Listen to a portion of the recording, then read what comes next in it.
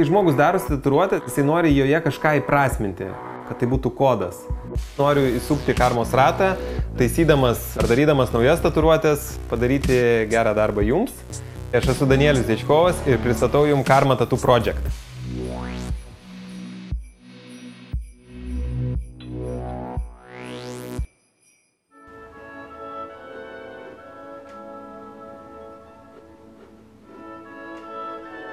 Šiandien yra kūčių vakaras, visi susibursim į šeimas, visi susėsim prie kūčių stalo.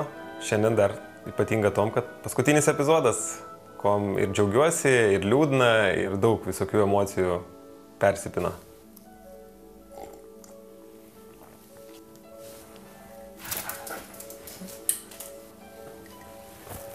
Labas. Labas. Aš Danielius. Monika. Su šventom tave. Ačiū tave taip pat. Malonu, kaip tau sekasi? Gerai. Sveika atvykusi į Karma Tattoo Project. O kas čia tokie? Lokis ir dyva. Čia lokis? Jo, ne, čia lokis. Čia dyva. Nesušalai? Ne, turiu kas sušildo, du pūkuotus. Gerai. Tai ką, prašom, praeikite, užeikite visi, bus labai įdomu. Aš esu Monika. Šiuo metu esu šunų kirpėja. Šiaip tai visą laiką siejau savo kelią su visai kitokia sritimi. Turėjau būti finansininkė, man tai buvo kaip ir nuo vaikystės praktiškai nulemtas dalykas, visa mano šeima finansininkai.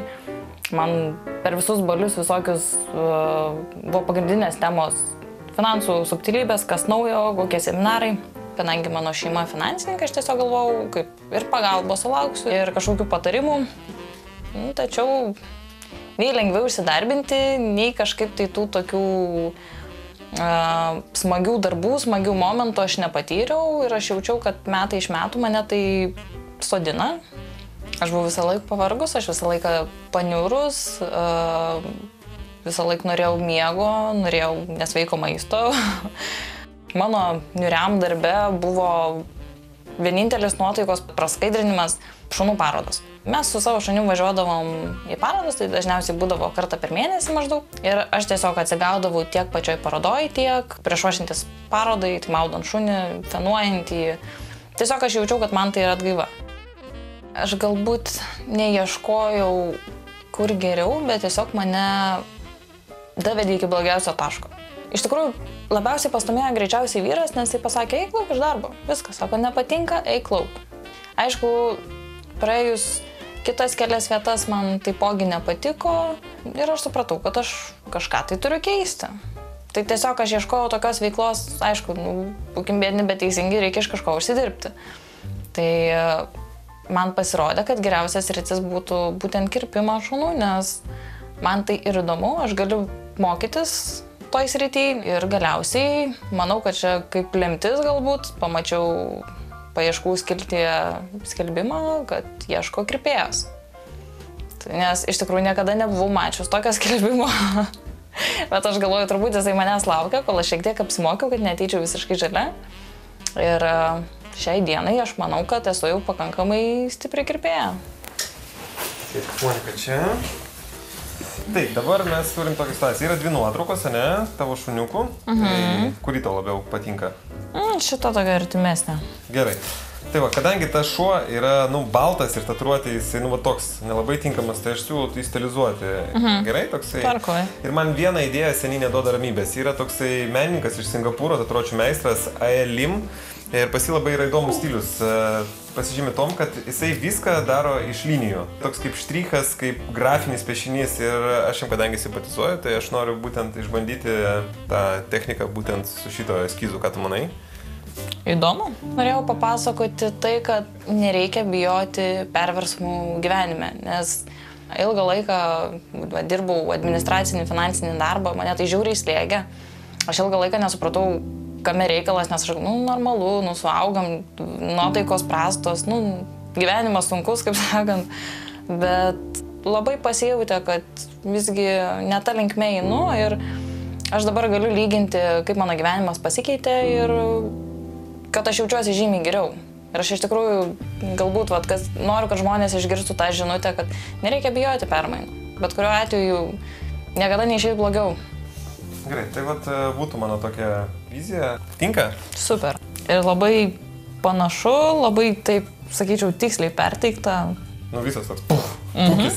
Pūkis. Aš manau, be šuns įsigijimo aš nebūčiau priejus tokių išvadų, kad man kažką tai reikia keisti galų gale. Jeigu būčiau priejus išvadų, kad reikia keisti, aš galbūt nebūčiau radusi ką.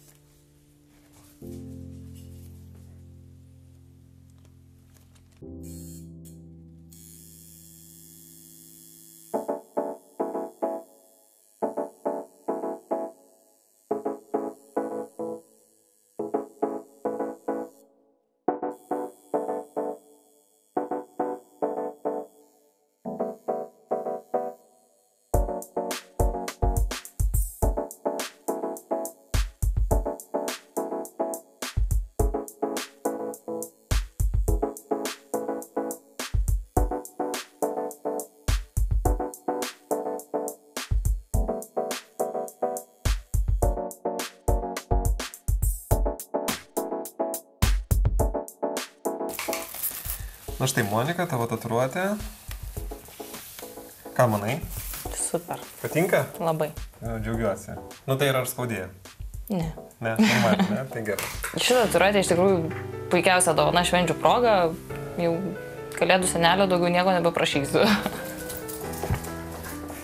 Taigi, Monika, ačiū tau dar kartą, kad sudalyvai mūsų projektą. Tu esi paskutinė šio projekto dalyvė. Linkiu tau sotaus kūčių vakaro, praleis su šeima ir linkiu tau eiti toliau savo tobulėjimo keliu ir daryti tai, ką tu mėgsti daryti. Ačiū labai, ačiū už gyvenintą puikiai idėją, esu labai patenkinta. O, kaip vėl. Sėkmės tau. Gražių švenčių. Ate. Visą. Ate. Labai džiaugiuosi už ją, kad jinai savo hobį pavertė darbu. Tai tiesiog toks lengvas pavydas, šaunuolė. Retas, kuris taip ryžtasi. Mes visi mieliau pasirenkam, kad ir blogą variantą, bet užtat garantuotą. Taigi, draugai, visų pirma noriu visiems padėkoti, kad žiūrėjote mūsų Karma Tattoo Project epizodus, kad palaikėte mumis, komentavote visą tą kelią, kurį nuėjome kartu.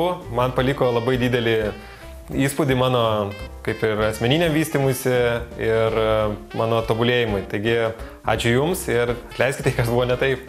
Kadangi dabar yra kūčių vakaras ir visi su savo šeimom ir artimaisiais susėsime prie kūčių stalo, tai nepamirškite viens kitam padėkoti, gal atsiprašyti, pasakyti aš tave myliu.